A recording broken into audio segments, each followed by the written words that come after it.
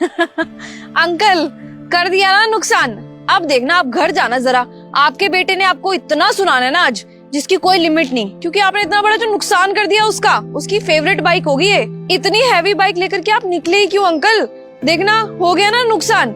और इस उम्र में आप ये बाइक चला रहे हो, बिल्कुल अच्छा नहीं लग रहा अंकल। लेकिन आज तो ना आपके बेटे ने खैर नहीं छोड़नी आपकी। लेकिन मेरा बेटा क्यों गुस्सा करेगा? ये बाइक तो मेरी है, मैंने खरीदी है। क्या अंकल, ये आपकी बाइक है? इस उम्र में ऐसी बाइक? ये तो स्पोर्ट्स बाइक है, आप स्पोर्ट्स बाइक चला लेते हो? हाँ, मेरी है। वो क्या है ना कि जवानी में तो अपने शौक पूरे नहीं कर पाया मैं, इसलिए बुढ़ापे में शौक पूरे करने की कोशिश कर रहा हूँ। जवानी में शौक था राइडर बनने का, लेकिन जवानी में जिम्मेदारियां इतनी थी कि अपने शौक पूरे नहीं कर पाया। टाइम नहीं था कि अपने शौक पूरे कर सकूं। जिम्मेदारियों को पूरा करते करते पता ही नहीं चला कि कब जवानी निकल गई और बुढ़ापा आ गया।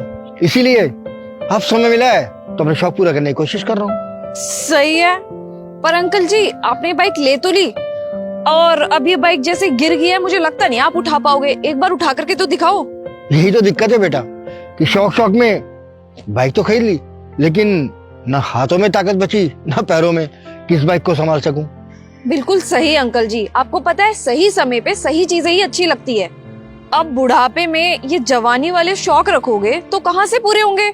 ये बात तो तुमने बिल्कुल सही कही है कि हर काम ना समय पर अच्छा लगता है। जवानी में तो मैं अपने शौक पूरे नहीं कर पाया, और अब बुढ़ापे में जब मेरा अपना कहने के लिए कोई भी नहीं बचा तो अपने शौक पूरा करने की कोशिश कर रहा हूँ। जब जवान था तो पैसा कमाने के चक्कर में अपने बीवी बच्चों पर बिल्कुल ध्यान नहीं दे पाया, उनको टाइम नहीं दे पाया। लेकिन पैसा कमाना था तो पैसे के चक्कर में भागता रहा, अपने घर पर बिल्कुल ध्यान नहीं दिया। उसका नतीजा ये हुआ कि मेरा परिवार मुझसे दूर हो गया और अब अकेला रह गया हूं मैं।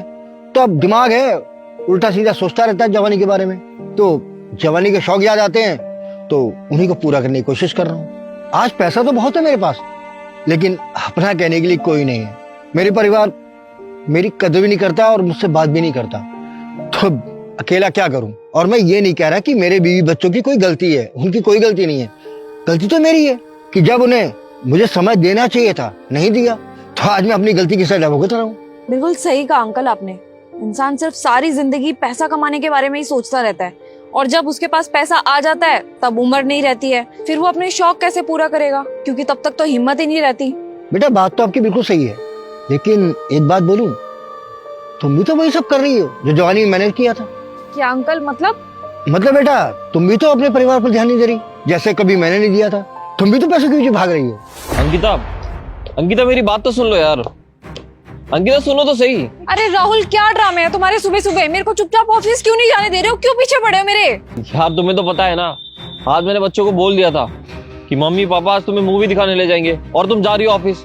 अरे अगर बच्चों को मूवी दिखाने लेके जाना ही है तो तुम लेके जा रहे हो ना, मेरे पीछे क्यों पड़े हो? मेरे को बहुत इंपॉर्टेंट काम है ऑफिस में, मेरे को जाने दो ना। और मैंने भी तो छुट्टी ली है ना, और तुम एक दिन की छुट्टी ले लोगे तो क्या बदल जाएगा उससे? प्लीज यार अंकिता, ऐसा मत करो, उनका दिल टूट जाएगा। अच्छा, अगर तुमने छुट्टी ली है तो मैं भी छुट्टी लूं।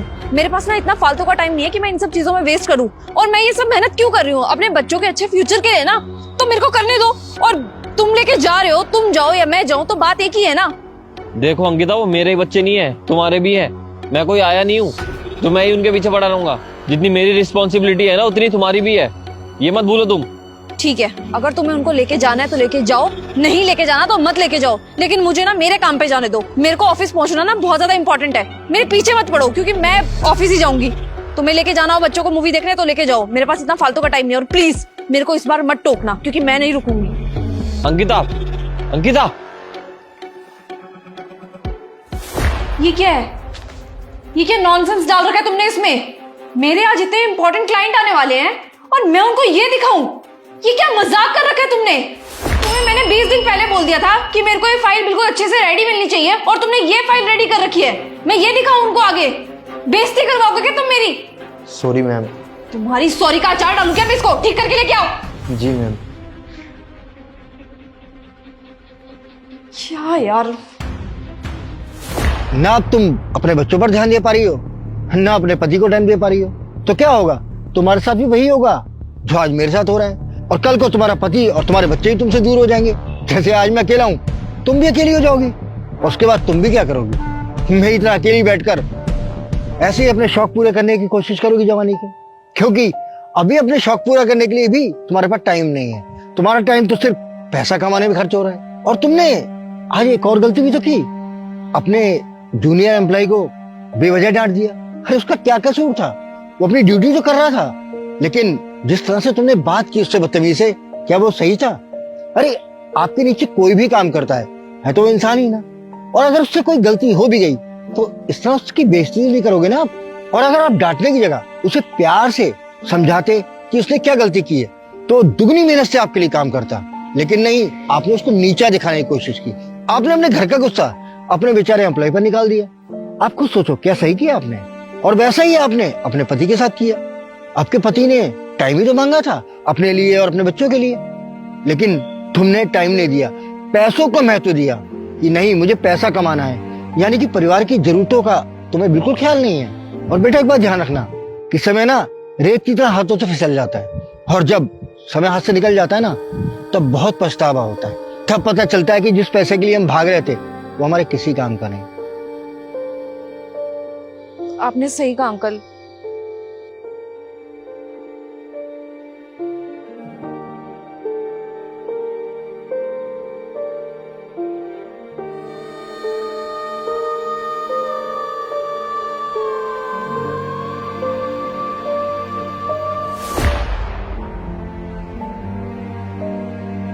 अरे वो अंकल कहाँ गए?